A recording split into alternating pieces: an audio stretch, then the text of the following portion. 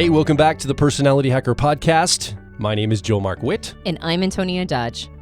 I have seen an argument on various social media platforms and people who are in type communities.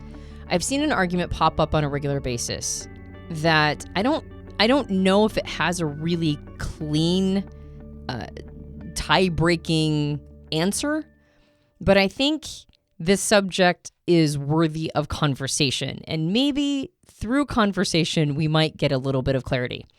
So that argument is, are feeling types, the personality types that use extroverted feeling harmony or introverted feeling authenticity as their judging function, so FPs and FJs, are they more emotional people than thinking types?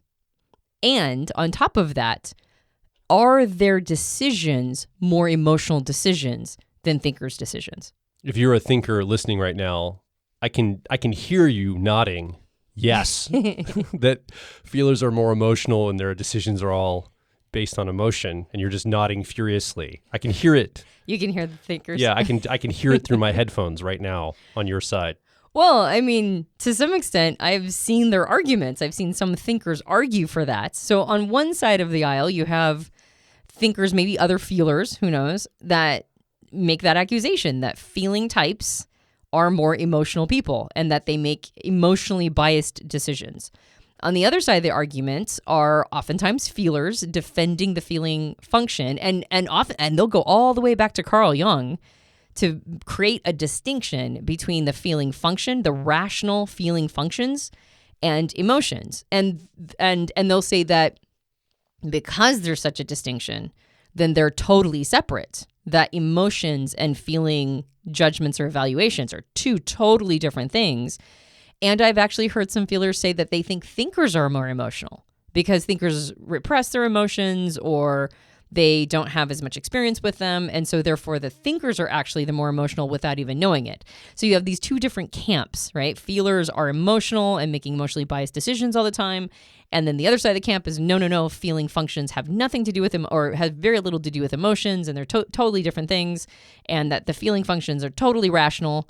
And there doesn't seem to be much middle ground between those two things. So we're drawing a distinction here. What I hear you saying, Antonia, is a distinction between the physiological feelings I might feel in my body, let's say. I feel the emotion of anxiety. I feel this tightness, these butterflies in my stomach, maybe anxiety or excitement. Or I feel embarrassment. My face, I blush. My face blushes, and I feel the physiological feeling of embarrassment. The distinction you're drawing is that's different than the function of introverted or extroverted, those functions, introverted or extroverted feeling.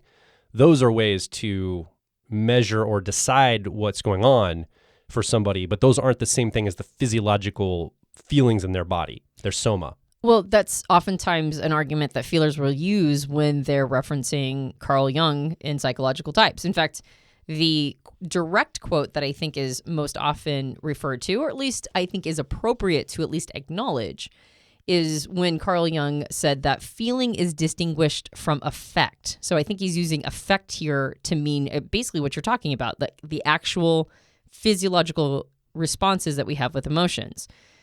Because it continues, by the fact that it produces no perceptible physical innervations, i.e. neither more nor less than an ordinary thinking process. So feeling functions are distinguished from affect, which are the perceptible physical innervations that happen when an emotional response comes along. So then what I hear from that is introverted feeling or extroverted feeling, authenticity and harmony, are not creating emotions.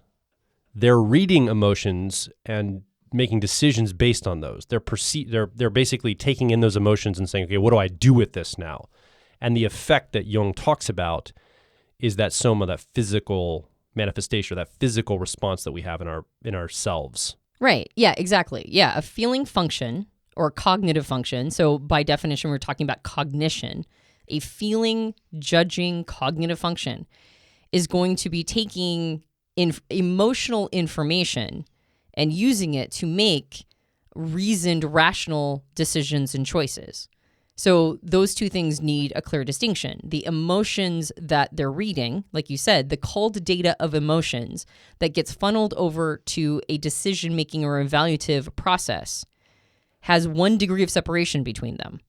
And now that 1 degree of separation can sometimes be very difficult to discern, particularly from the outside. And sometimes individuals don't have enough space between that step that goes from the emotional data to the decision making. Sometimes because there isn't a lot of space between those two things, it can very much look like an emotional decision, right? And I would argue that, and in the course of this conversation, we'll talk a little bit about why sometimes those lines are blurred, right? And how it can look when those lines are blurred.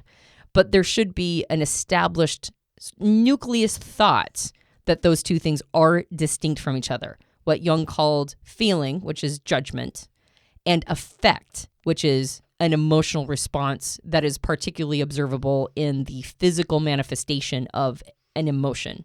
Gotcha.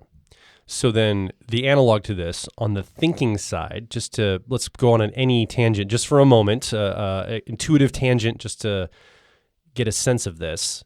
Could we also say there's a separation between someone's thoughts, the thoughts that enter their mind, and the thinking processes of introverted thinking accuracy or extroverted thinking effectiveness, that those are reading the thoughts that are coming in your mind? They're not the same thing. You are not your thoughts. Your thoughts are separate from your function using to read those thoughts. Right, or data, or metrics, Correct. Or outcome, or, yeah, exactly. When you're using thinking functions, it's a little easier to understand the correlation between this because we make the assumption that the decisions that we're making are always based on information that is, like quote unquote thinker information, metrics, logic, how something pans out, observable reality outcomes, those kinds of things. But yeah, your thinking functions themselves are not producing that data, or at least the data has to come in order for it to be organized and evaluated and distinctions created and all that stuff. So that's a good corollary with feeling functions and emotions. And I think you always say this all the time, Antonia. You go, I am not my thoughts. I am not my thoughts. And you almost like a mantra to yourself, because I think it's easy just like for feelers maybe to the space between the physiological response and the emotional function weighing of that response. I think thinkers probably have a very clear line. It feels really close to the thought and the decision about that thought. Like those feel like the same thing, but those are actually separate. Yeah, exactly. So I think that is a really good sort of clean sliced correlation to make between those two styles of judging, the thinking and the feeling style. So if there can be such a clean distinction made, such a clean slice between data, information, and then the result of that data and information with the thinker, which is I'm going to make the best decisions I can based on either what makes logical sense to me, which is introverted thinking accuracy, or based on the outcomes that will be produced, the plan, the strategy, and the outcomes that I'm trying to attain in the outside world, extroverted thinking or effectiveness. Taking that same concept and bringing them into the feeling functions, is there not much relationship between emotions and introverted feeling authenticity or extroverted feeling harmony? Like, what's the relationship then? Does it mean that these types can be unemotional because they're just using emotional data, right? Emotions are just information and data, and so therefore they can be very, very unemotional themselves. Or is there a tendency for feelers to be more emotional because they're using emotional information to make their decisions? And so I think that's one of the reasons why you get these two strong camps. You've got people making the accusation that feelers are by definition more emotional because that's the terrain that they're living in. And then the argument that just because emotions are the information you're using to make your decisions, that does not necessarily make one more emotional. And an argument is made that they're not more emotional because they're working in that terrain, because there maybe is more proficiency around it. That's, I think, one of the reasons why you've got two strong camps that argue with each other is because my suspicion is that the truth lies in the middle, which it almost always does. So you're the feeler, though, Joel. So I'm going to lean on you a little bit to talk about your experience as somebody who is a feeler, and then you hear these arguments in these two sides. You're more emotional because you're a feeler, or no, you're not more emotional because you're just using that information. What would your experience illustrate for, as a feeler yourself, how you would sort of parse this out? There's two ideas that come to mind. The first is this idea of feedback loops and currency. So I, as a feeler, live in the currency of emotion and feelings. And when I have an emotion or feeling that comes into my physical body or into my world, or someone else is expressing it, I'm obviously paying attention to that as a feeler. That's interesting to me. That gives me so much richness of what's going on for another person or myself. So I pay attention to it as a feeler. And because I see it as a currency, not only do I pay attention to it, but I often want to keep that flywheel going. So once there's an emotional experience there and there's feelings that may be expressed, I don't mind expressing even more feelings to get more information to cycle. Like it's like a feedback loop I'm trying to create with emotion, because I can learn so much and I can make better decisions when there's emotions flying around more than just data. I almost see emotions for myself personally as data in my life. And it's a great way to understand what's going on for other people and myself. So there's this feedback mechanism. And then there's a distinction in my mind, and this might be a uniquely introverted feeling authenticity experience of emotion. If you're an extroverted feeling user, harmony user, FJ in the Myers-Briggs system, this might show up a little different for you. But for me, I make a distinction between the emotion, the core emotion, and really it's plural, it's emotions that I'm feeling or experiencing, and the feelings that I showcase, or the way that's expressed, or the way that might manifest itself, even into my own narratives inside my head or heart, or outwardly to another person. And so the same emotions core, can be expressed differently. And sometimes I can be feeling very emotional or having a very deeply emotional experience, but someone else may not see that about me because I'm not expressing it in a feely, quote unquote, feely way to the outside world, or even to myself. Like I might be managing it differently. And so there's different ways that might show up. And so I've been accused of people in the past that I have ice water running through my veins. I'm cold and calculating and I don't care about other people. And I'm very surprised by that, because I think I feel emotions deeply, but I don't always express them in this touchy-feely way outward to others. So I think there's a difference between what someone's experiencing versus how it's being expressed, either internally to themselves or outwardly to other people. I think it's so funny that you were accused of having ice water in your veins. That's not my experience of you at all. And well, to be fair, I've gotten more in touch with some your of that. emotions. Yeah. But I think that relative nature is actually, I think that's relevant. I assume the person who said that to you was also a feeler. Yeah. Yeah. And so, because I don't think a thinker would ever. It was a deeply intimate person with me. Yeah. Yes. So sometimes, exes, I'm assuming, an ex. So, but I think that's relevant, because this idea of like, what do we use as a criteria for who or what is more emotional?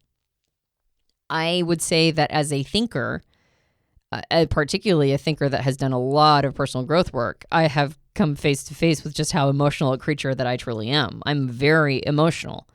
But because I'm using introverted thinking or accuracy to make my decisions, I make better decisions when I am not focusing my attention on emotions. Now, the most distracting component beyond just my emotional effects, right? And I think I kind of, at least for myself, am going to use the word affect a lot here, because that's Jung's term for the visceral sensation that we experience when we're having an emotion. I think my own emotions and affects are something that can disrupt clean thinking and good decision making for me, but I'm not nearly as focused on that because, in terms of cognitive function stack, introverted feeling, the ability to read my own emotional experience to make a decision based on that, or evaluation based on that, is my 7th function. So it's not something that comes up for me very often. How I'm feeling about things, how they're impacting me, intents and motivations that are coming from within, all that stuff is just not something that's on my radar. When it is, I don't know what to do about it. I get really helpless to it. When I'm lost and really, really overwhelmed and overcome by an emotional experience, I'm like a baby. I hope somebody will come save me from myself, and I just don't know what to do about it. But other people's emotional information, how I'm impacting others or how they're being affected by something, that's something that's way more on my radar because extroverted feeling or harmony is my third function. It's my tertiary 10-year-old function. And so because of that, that becomes information that can be very distracting to me when I'm trying to make a clean, a really good, strong decision. If I hand over too much weight to emotional effect, which I am wired to focus on the emotional effect of the group, when I pay too much attention to that, I find I hand my power over to other people. I suddenly am giving everybody else, I'm giving my agency away to them. I'm over caring what they think about me. I'm over caring about their effect on me. And so I've trained myself to take that information into consideration to an extent, but if I find it being too persuasive, I've trained myself to push it away and not look at it, not see it as something that's really important for me to weigh. And I make better decisions when I think about it for a moment, but then determine that it is not as important. It does not have as much weight as what makes logical and rational sense to me. The reason why I say that is because I think to some extent my training has created a discipline of pushing emotions away. And so therefore I'm going to appear to be a less emotional person to other people because I am training myself to not take emotional criteria into account as much as pure logic. And that's training.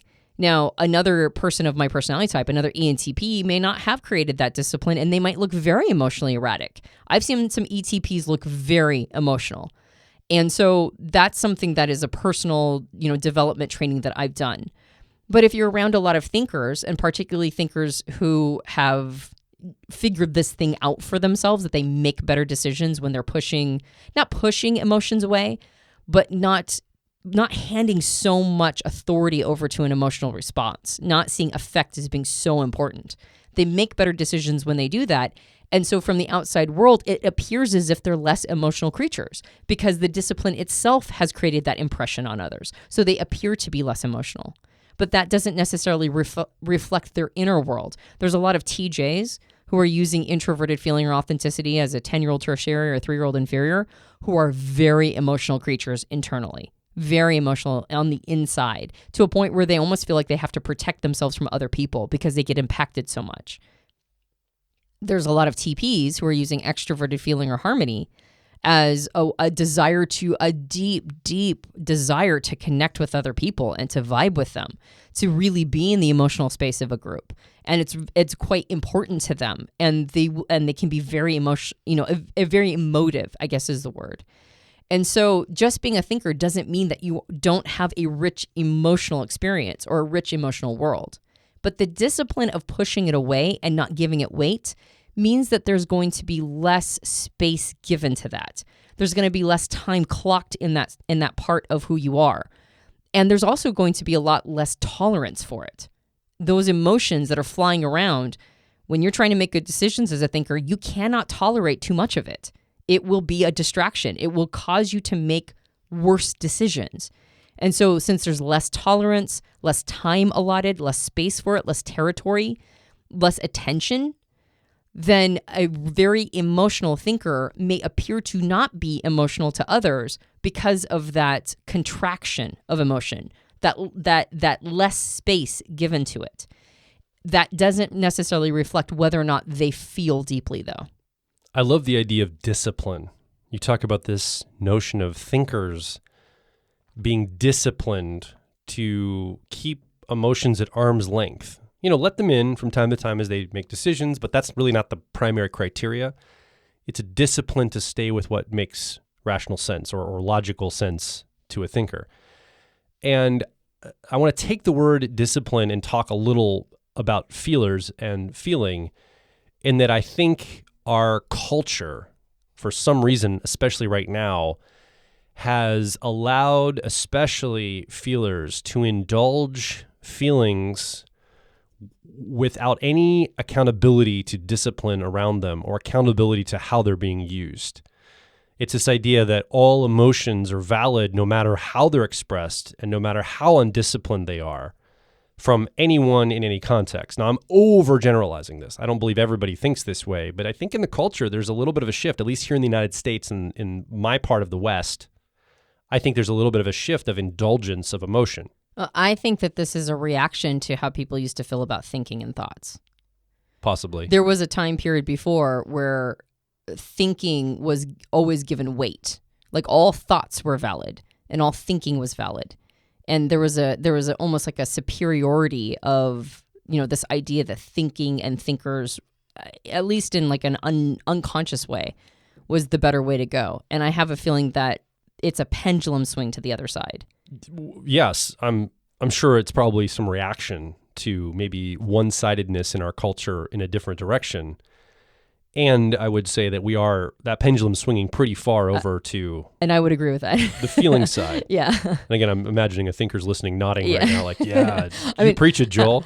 I agree, and also I understand why, but also I agree. And what's weird is, even though I perceive that, I keep hearing the messages from the media and the culture at large, like, we got to even be more feeling-based, right? Everybody's got to be more feeling-based and, like, really get in touch with that. And I think it's great. I think compassion is great. I think being in touch with emotions and how people are being struck by things and all the emotional world, we are emotional creatures. And I do believe we need to, especially as westernized Americans who tend to be, put our heads down, work hard, try to produce a lot, work a 60 to 80 hour week, take one vacation a year, and on that vacation, take some business books and reading materials that'll help you with your career. Like, I'm overgeneralizing again, but that's the culture, right? It's like, go, produce.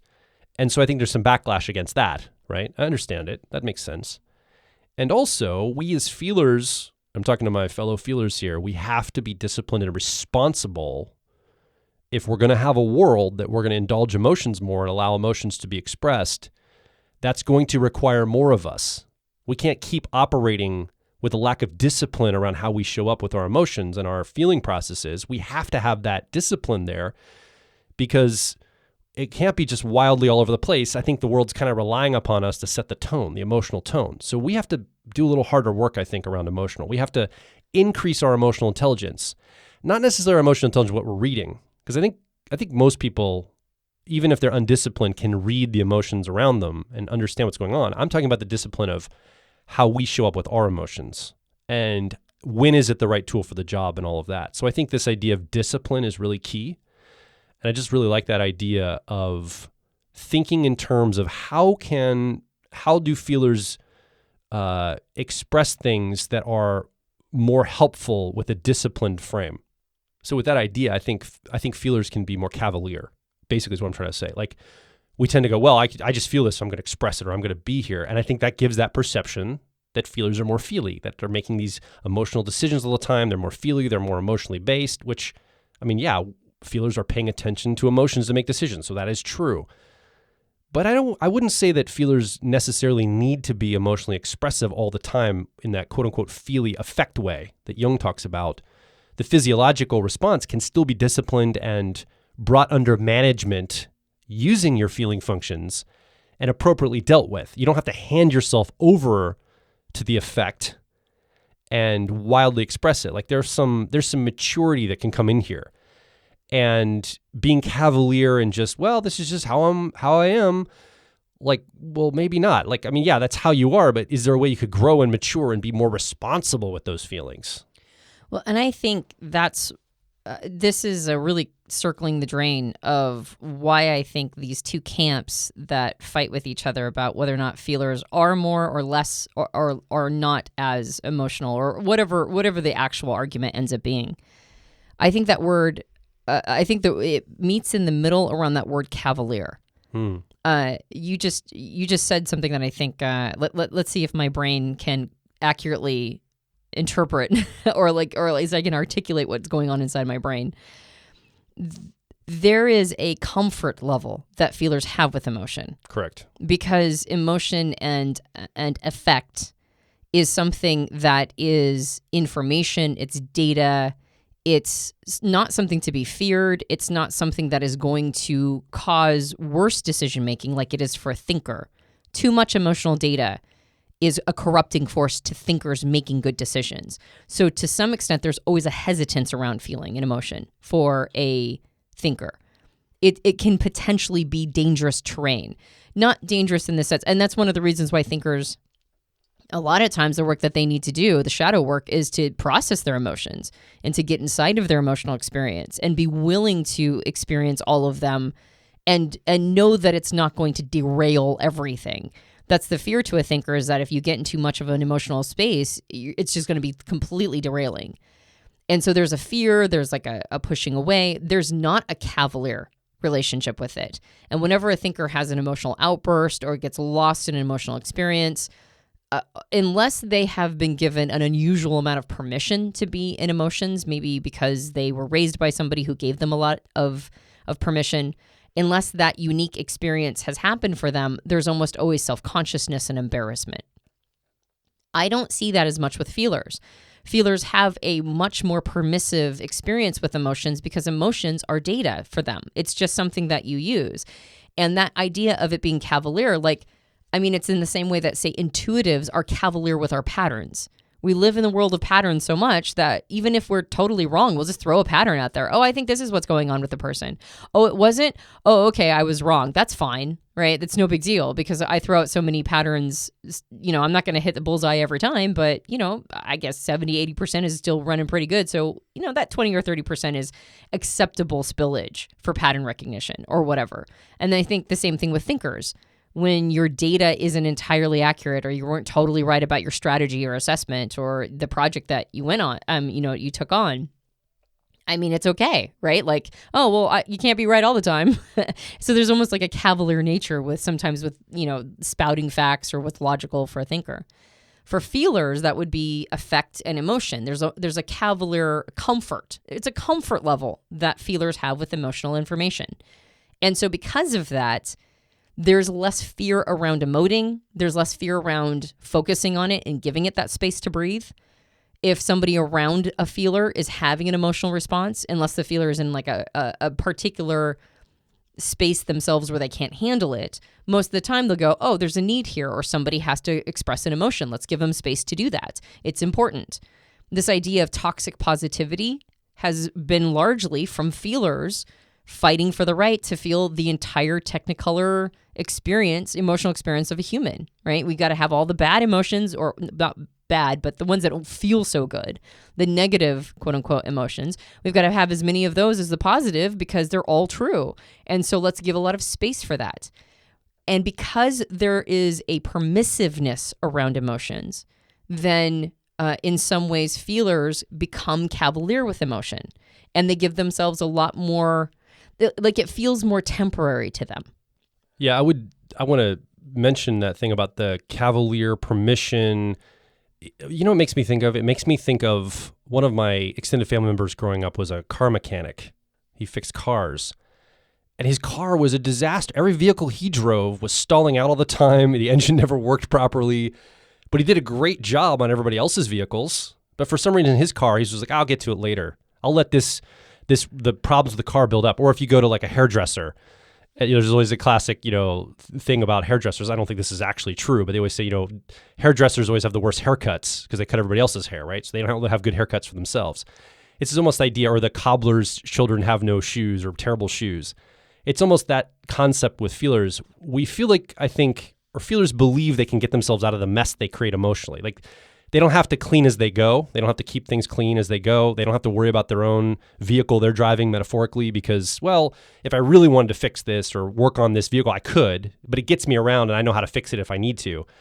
And so I think it could feel a little bit like that. It's almost like, aren't you paying attention to this? You're just letting the mess build up. Don't you want to have things nice on your side too? But I think it's just a little bit of that like cobbler's kid situation or car mechanic situation. Yeah, there might be a sense that I can attend to that later. I can dig myself out of this later. Yeah, and there's something around all of this. There's something around all this sort of, it's going to be fine. Everybody has a right to their emotions, and people should be expressing more, and there's a lack of permanence in emotional expression, I think, that sometimes feelers have. And when I say lack of permanence, I mean somebody was talking about how their mother, an INTJ friend of ours, was talking about how their mother, as an ENFJ, they're always surprised with how assumptive she is in an ability to repair relationships. Like if her idea is just like, well, we'll just hash it out and it'll be fine. And his point was, sometimes you do things that are damaging enough in a relationship that you can't come back from it.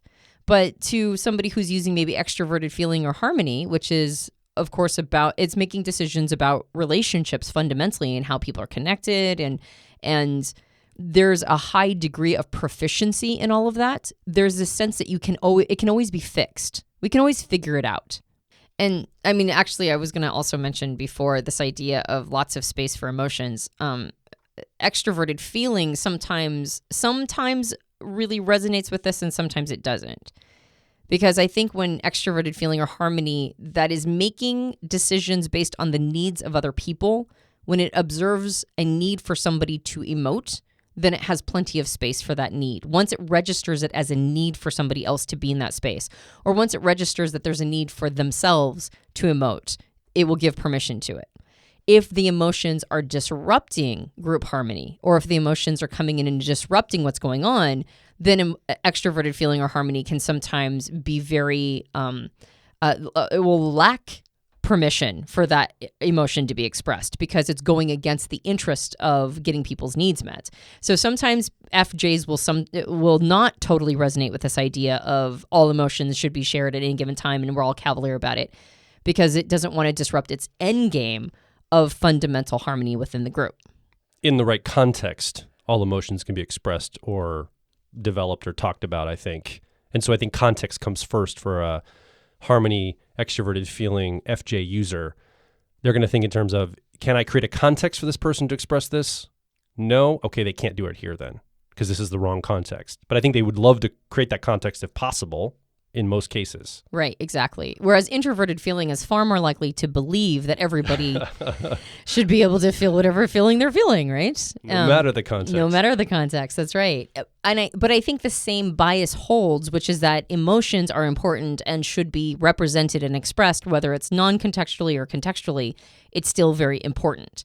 And so since that world is a world of comfort, the emotional world is a world of comfort, whether it's interpersonal dynamics or whether it's like introspection, there's a familiarity that makes it so that that it's okay to be there. You're smiling. What are you smiling about? What rubs me the wrong way, and we don't have to go down this road, but it's always like, it's always the feelers again, and being too emotional. There's got to be an analog for thinkers doing the same thing with thought, right? There's got to be something that they're doing that's overindulging and being cavalier with thoughts. But for some reason, it never enters the discourse. Because for some reason, thoughts, this is how I perceive it as a feeler. And so I'm just like airing my grievances, I guess. It's always like this hierarchy, like thinking is always above feeling, and feeling is always something that has to be managed and worked with. It's always disruptive. And it's like, well, there's got to be something that thinkers are doing on the analog, for the other side. Yeah, absolutely. Well, I would argue that, not having a metric for how we're winning Vietnam, and so deciding that body count is going to be the metric, I would argue that that's thinkers heading a really destructive direction using some arbitrary metric that they just pulled out of their ass. Yeah, but that proves my point. You're using Vietnam as the example. You're not using like a day-to-day example, because it's really hard to think about that. I could think of a feeler version of, quote, Vietnam, but that's not what we're talking about. We're talking about like basic interactions on a human level. Well, right? I think the Vietnam example is just one that is extreme enough to show how destructive the thinking functions can also be. Of course. There might be something here, not to derail too much, if that's okay, to kind of get back to, I think I was heading towards someplace, but I know. This is all emergent conversation. I would say to that, emotions are far more impactful things. They are deeper. They evolved earlier. Well, they're the seat of our motivation. Absolutely. And while a cold, calculating person can decide that they're going to, assassinate an individual and take somebody's life, it's emotions that encourage people to kill people they love, right? Like emotions can be dangerous. Thoughts can be dangerous too, but emotions are much deeper, and they're the things that encourage us to do stuff that our thoughts might actually throttle, right? If we're in a thinking space. And so emotions in some ways are, they're just more intrinsic to animals. Mammalian. They're more mammal-based. Exactly. And so in some ways, they're more important. I mean, I say that as a thinker. In some ways, emotions are an important conversation, even more than thoughts to some extent. And we so intellectualize everything, right? And that's why we give all this weight to thoughts, right? Thoughts take us to the moon, and they are part of this extraordinary technological, world that we live in, which may or may not be for the better, but here we are, right? And we're talking to a microphone, which was designed most likely through thinking intervention. And so thoughts get a lot of credibility. There's a lot that thoughts give us.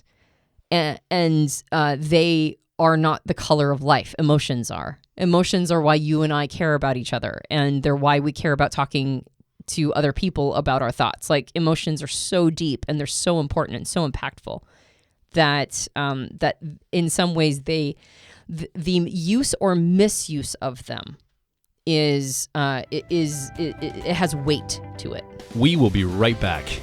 If you're focused on personal growth, I think you'll resonate with our core content over at personalityhacker.com.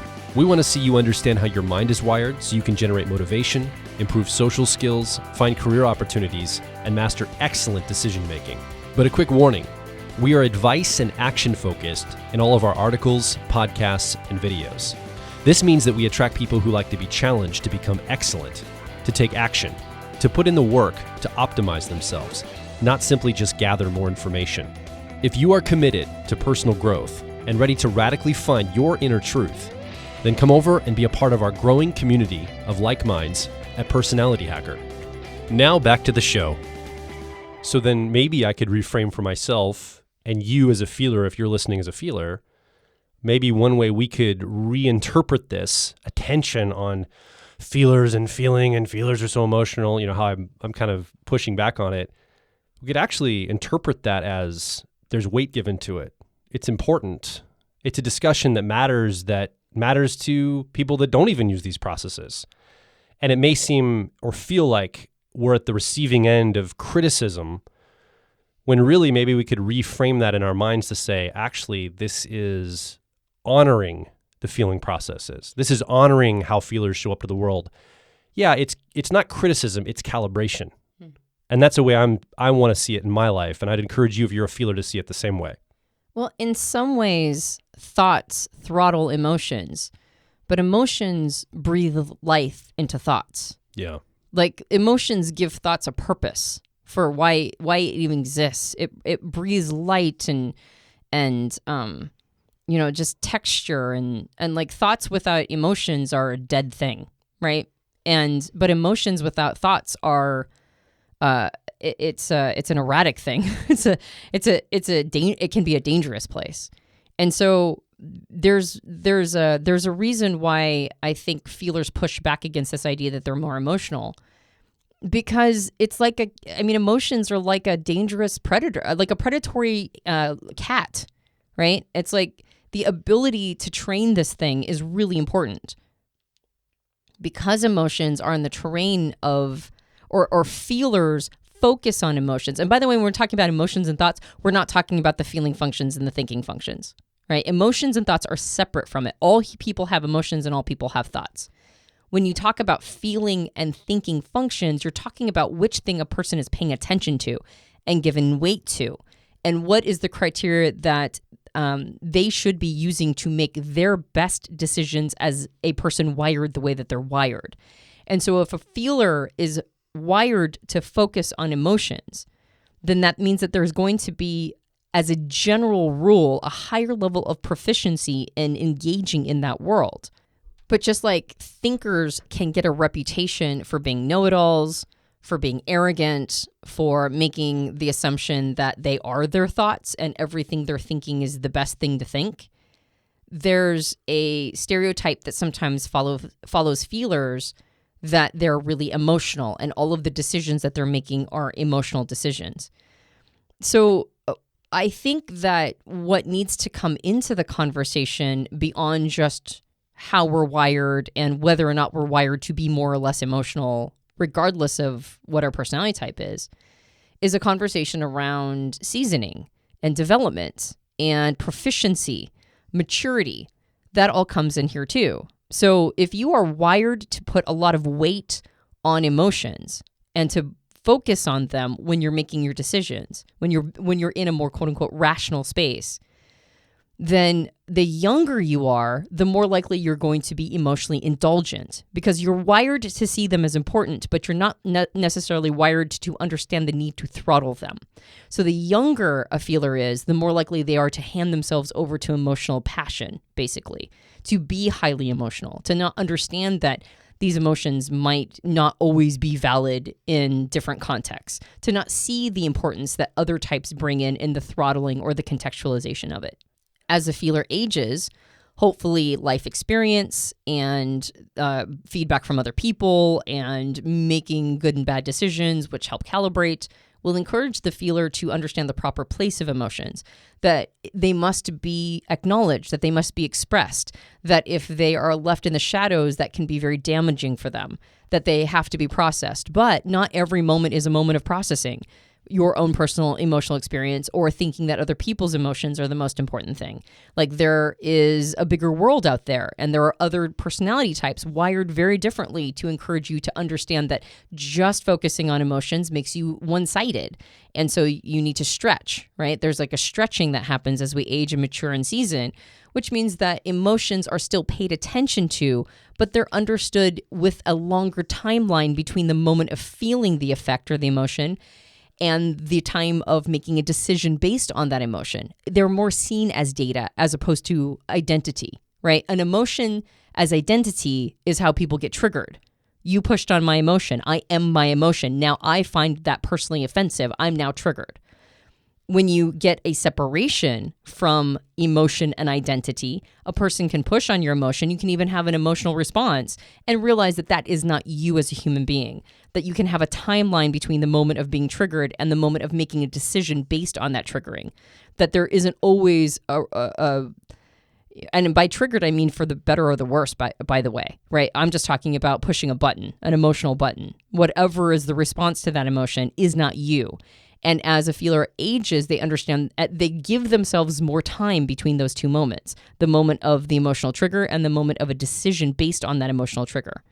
Eventually, through type development, a feeler can get to a place where you almost don't understand their emotional response or see them from the outside because they've given themselves enough time and patience to be able to fully process, or at least sufficiently process, all of these emotions, the emotions other people are showing, the generalized effects that are happening, and making slower, more conscientious decisions on what the best course of action will be for that thing. And from other people's perspective, that person might not show up, quote unquote, emotional at all. I think when feelers feel emotions, because it's in the decision-making arena, we perceive an emotion like a physiological response, the effect, like Jung talked about, and then we read it with either extroverted feeling or harmony or introverted feeling authenticity. It's motivational. We feel like we've got to do something with that. It has to be done right now. And I think thinkers have a little bit of a space between the thought and the action because thoughts themselves are not motivational. Emotions are. And so there's a little bit more of a distance automatically built in. So just the way the processing works, when thoughts come up, they don't trigger action until they're turned into some type of an emotion. Now, you may not experience it that way as a thinker, but that's actually what's happening. You never make any movement or decisions without some type of a motivation. And motivation comes from the feelings we have, the emotions that we feel inside of ourselves or, coming from the world around us. And I think motivation and emotions are so tied together. It's hard to slow that process down as a feeler. It feels so connected. So I think thinkers have a little bit of an advantage just because it's slower by the time a thought enters to the time it becomes a motivation for them.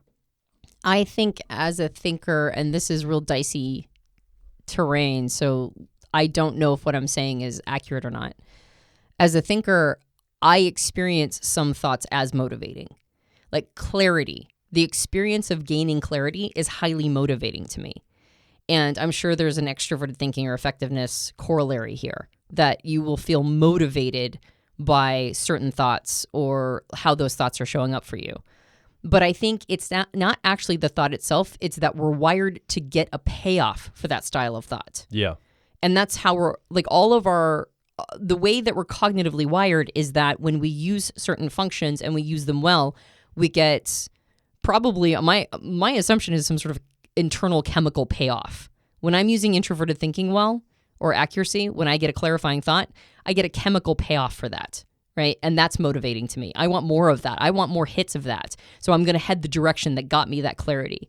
And I'm sure when extroverted thinking or effectiveness gets a, like figures out a good strategy, or, plans well, or gets something accomplished or goal accomplished, or gets closer and closer to their goal through those strategies or plans that they've created, there's going to be a chemical hit that they get. So it's going to encourage them to keep going that direction. Emotions are chemical hits. Like, that's what they are. They're chemistry. Thoughts are not intrinsically chemistry. So I think that's what might be one of the reasons why it feels like thinkers almost have a little bit of an advantage here of not getting sort of, bandied about by their emotional experience, is because emotions are chemicals.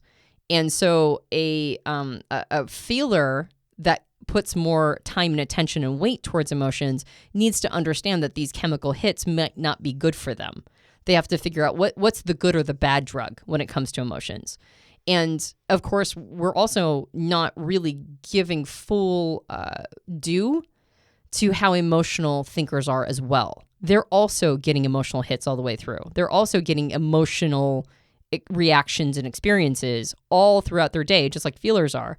We're all wired the same way intrinsically to have emotional responses, but thinkers are also wired to be rewarded when they don't pay attention to them, when they're not giving them as much space. So emotions feel like they're happening to thinkers. They can feel like that to feelers too. Emotions feel like they're happening to feelers, but feelers are wired to be a little bit more, or have greater talent when it comes to emotional intelligence, like EQ. EQ tends to be something that feelers are more naturally talented at, or at least it appears to me. I mean, I know that there's like 7 or 8 different criteria for EQ, and thinkers on a couple of them are wired to be better at those elements of EQ. But as far as getting to a place where managing your emotional processing and understanding which ones have, are more important, and when to do it and all that stuff, and when to give space for others, and there's a talent that I think feelers have with that. And so I think part of that is understanding sort of how you're going to, if they're all chemicals, let's just pretend they're all drugs, right? How are you going to parse it all out? Like which drugs are not your drug of choice? Which ones are the ones you're not going to be paying attention to? In fact, actually, in some ways, I'm going to abandon this whole drug thing because I think it's going in a bad direction. But don't do drugs, kids. Yeah, don't do drugs. Or do. I don't know. I don't care. I will say this. So when I mentioned a feeler going through their life cycle, immature, handing themselves over to feelings in a way where the feelings have them, going through the maturation process of getting a much more responsive relationship to emotions, and getting better and better through experience of knowing, okay, I can't just hand myself over to all emotional experience. I've got to weigh these more carefully. I can't be Cavalier. Till finally, quote unquote, final form, sometimes, not always, but sometimes can make somebody appear to not be emotional at all. Now, that's not always the case. You've got these people who are like extroverted feeling dominants or harmony drivers, and they're just always wonderfully emotionally emotive, and they give, their hugs, not handshakes, and they're just like amazing, awesome people that just snuggle you all the time. And like, those people are great. And you can tell that they're emotional. You can tell that that's all coming from a great emotional space. But it's one that the world loves, right? Everybody's on board with it because it feels so good. There is some exceptions to this, though, that in the early phases, a feeler, and this happens more often with the introverted feeling or authenticity, that in the early phase, they're not handing themselves over to every emotion. They're intellectualizing every emotion. They've basically numbed themselves out. Or they have decided that there's going to be a very small sort of... what's the word? Like, there's going to be a very small amount of acceptable emotions. They get themselves sort of locked into an emotional tone, like almost like a broken record of emotions. And those are the only ones that they're going to let themselves feel. And so they seek out experiences to keep those emotions going. And it can be good or bad. It could be toxic positivity stuff, or it could be negative emotions. It could be like depression or whatever, something that just allows them to stay in this spinning emotion.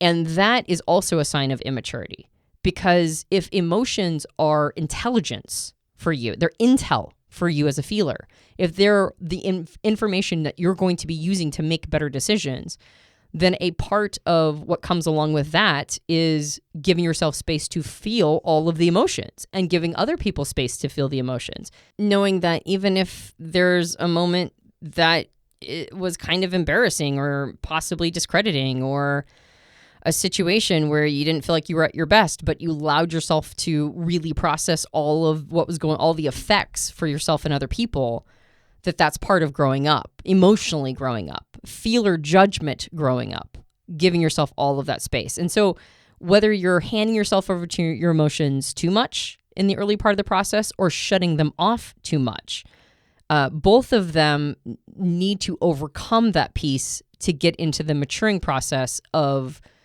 what are the appropriate emotions, what aren't, when should I be expressing them, when shouldn't I be, when should other people be expressing them, when shouldn't they be, when should I be trying to control this, when should I not, all of the stuff that happens in the middle part of the seasoning process and maturation process.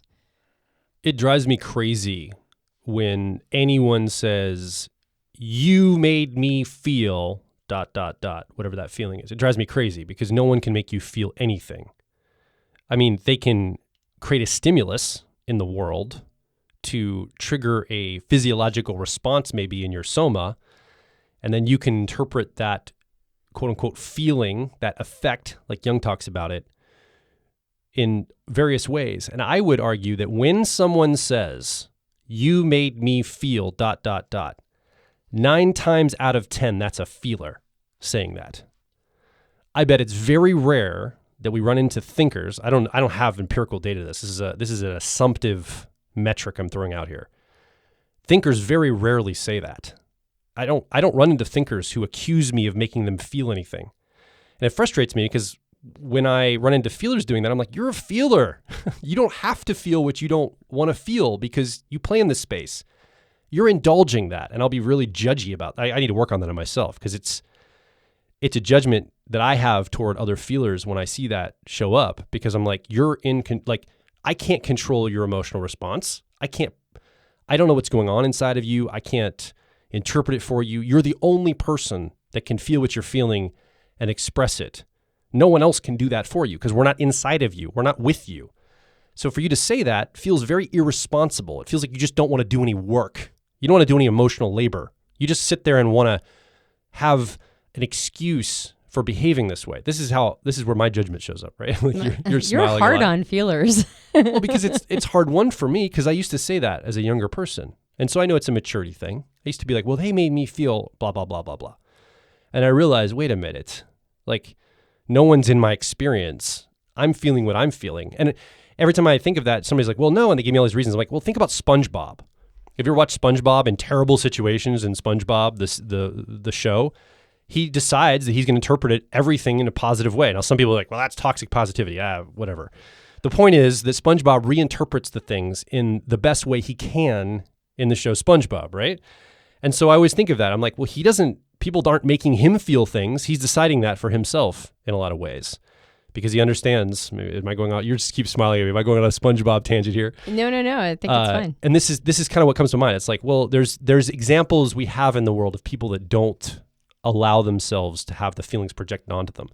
So yeah, I am hard on feelers because I feel like it's irresponsible and undisciplined to say you made me feel ... And again, I can't really think. I'm trying to think of the last time I heard a thinker say that to me.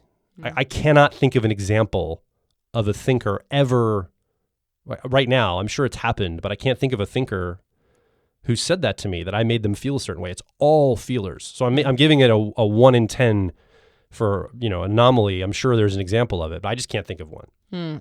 I'm sure that there are thinkers out there who have both said that and feel that way. Because it does kind of feel like, well, I don't know. I'm not sure about that. The thing I was smiling about was the idea that SpongeBob is sort of like a feeler icon of of not allowing the world to just affect him and impact him. Like he's just going to do his SpongeBob thing. Yeah. And in some ways, I think that he's a good example, quite honestly. I think he's a good example of showing what can happen when you take the agency for how you're going to feel back for yourself. Now, he's also a bit into like a la la land, right? A part of it is that he lives in an alternative reality. Mark it up to ignorance, maybe.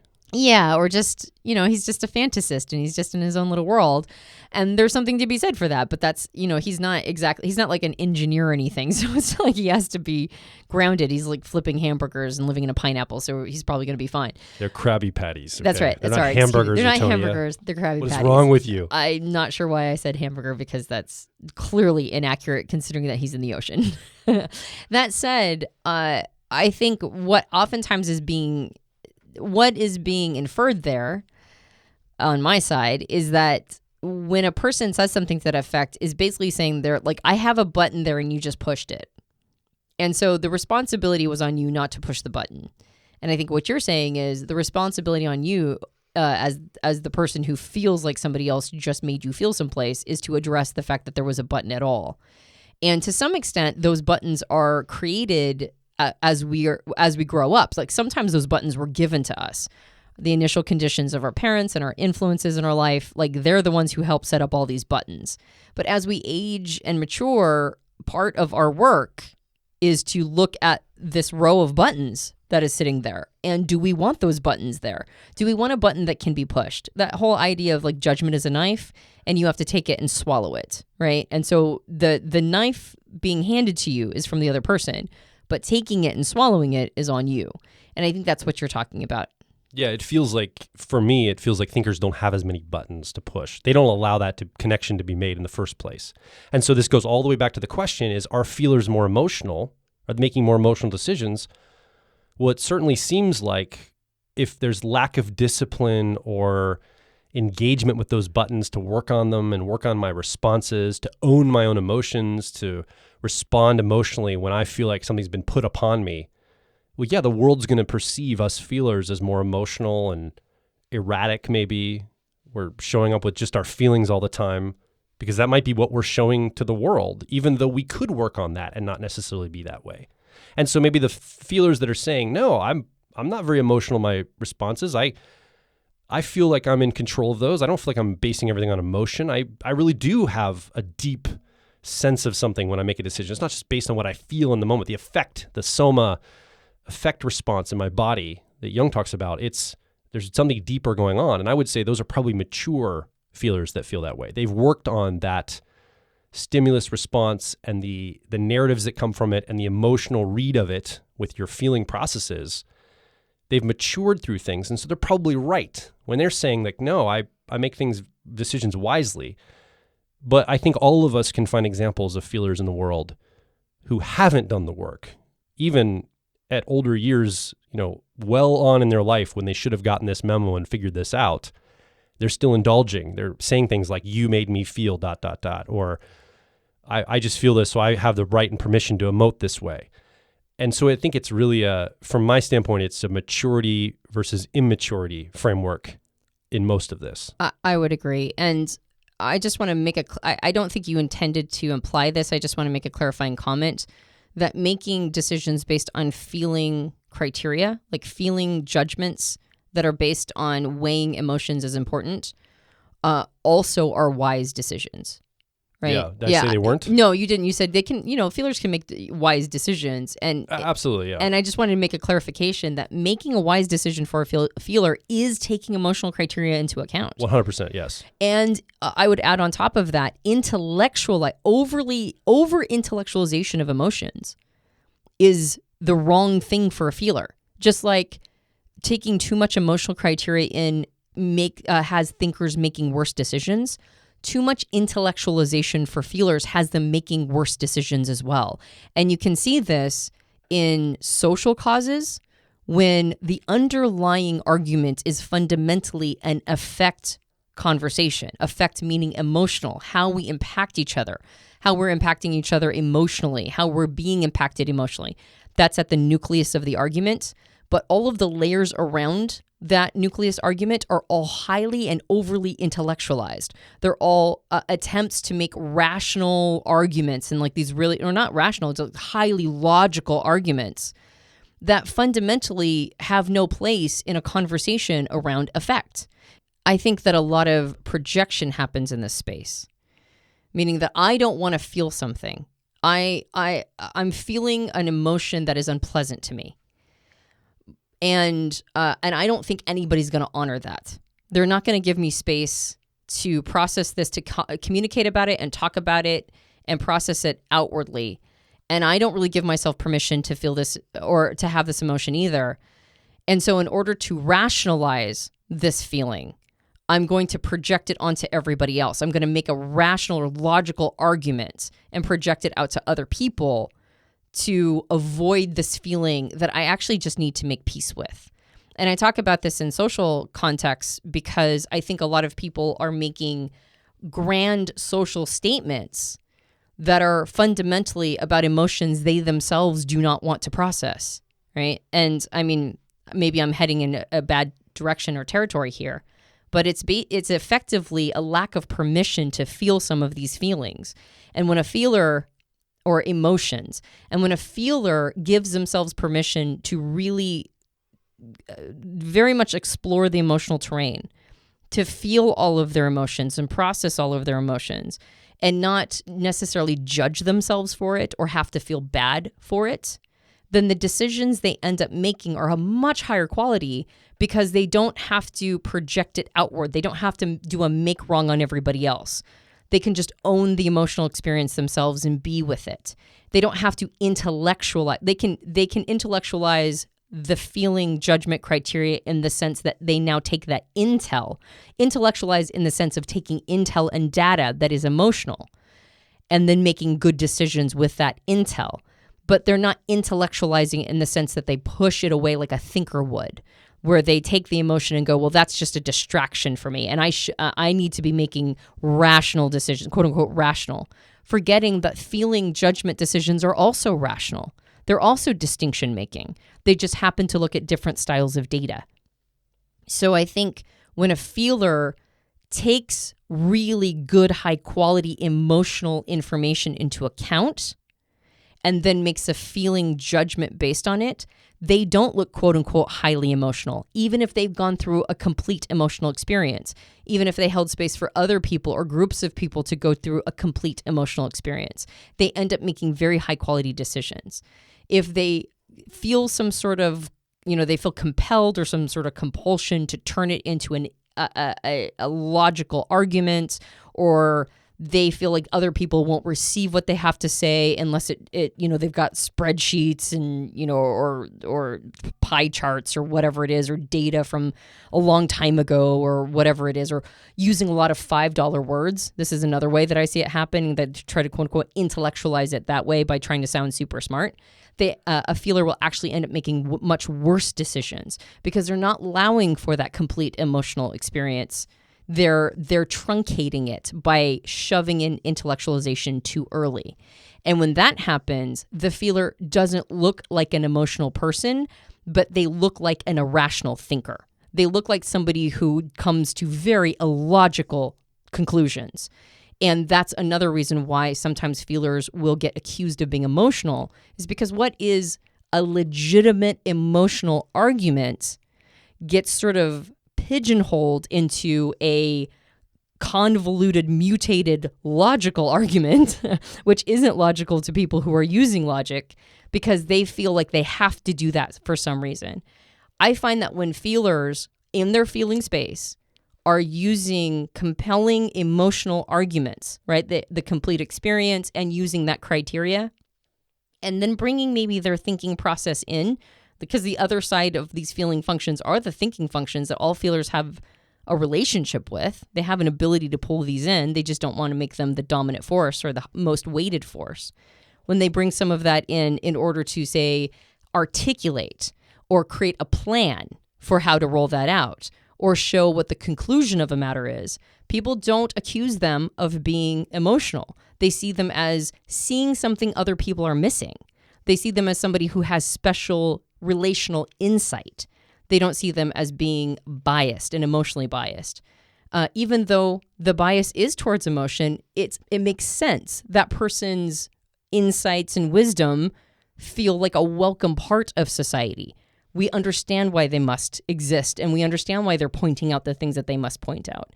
But they've gone through the right process, allowed themselves to feel all of their feelings, including feelings of shame. I mean, a lot of modern, the feelings you're talking about, Joel, from my perspective, a lot of the reasons why it feels so emotionally chaotic is people are not allowing themselves to feel guilt and shame. They're projecting guilt and shame onto other people, right? And then turning it into some sort of argument, when they're really just, everybody needs to give themselves permission to feel whatever they're feeling, including things like guilt and shame, including things like feeling, I don't know, sorrow and grief for the conditions of the world, or for the conditions of their family, or the conditions of their relationship, or whatever it is. Whatever is the emotion that is really difficult to sit with, when feelers give themselves the space to sit with those emotions and give other people the space to sit with those emotions and fully process them, not have an intellectual argument come in too early, but have a complete experience around all of that. And then at the end, bring in some of that introverted thinking through articulation, or extroverted thinking through having a plan or a goal at the end of all of it. Then they don't appear emotional. They appear like they're geniuses. and I think that when a really seasoned feeler shows up, nobody's making the accusation that they're more emotional than other people. So what do you think? You've been listening along, either as a thinker or a feeler. You're going to be one of those two in your personality. How are you experiencing some of the things we're talking about? What's coming up for you? What ideas are being generated in this, free-form conversation today? You're the third person here with us, but you don't have a microphone right now. But we want to hear from you. So come over to personalityhacker.com, and directly below this episode, leave your comment, ask a question, or more importantly, share your story, your personal experience with the idea of emotions and thinking in your life, and maybe the people in your life. So if you're a feeler, do you think you're more emotional than thinkers? Do you think you're less emotional? If you're a thinker, do you perceive feelers as more emotional? Do you think you're actually more emotional, but you just hide it better? How do you experience this in your life? We'd love to hear from you. Make your voice heard over at personalityhacker.com. I do want to make one quick note that I don't know if we made it super clear. I think we did touch on that, but I have a feeling that feelers are going to push back just a little bit. There is something to be said for thinkers when they get washed over by emotions. They are not in a realm of proficiency. Sure. And so thinkers that are in an emotional space will, in those moments, appear more emotional. I just want to make sure that I made that clear. Because you were a little hard on feelers. And there will be a time when I'll be hard on thinkers, because I tend to be hard on thinkers as well. But I just want to make that little caveat before somebody cracked their knuckles and got to typing in the comment section. Sure. That said, if you enjoyed this podcast, you can subscribe to us on iTunes and various Android platforms. If you leave us a rating and review on iTunes, that helps us out a lot. Go leave us a rating and review. It's an awesome thing you could do for us. We have a book. It's called Personality Hacker. You can get it at all major book retailers. And if you leave us a rating and review on Amazon or on Goodreads, that also helps us out a lot. We have a suite of programs that are personal growth oriented through the lens of personality type. So if that is something that sounds awesome to you and you want to invest in yourself and your growth, head over to personalityhacker.com and look at our product catalog. See if there is a program that's right for you. My name is Joel Mark Witt. And I'm Antonia Dodge. And we'll talk with you on the next Personality Hacker podcast.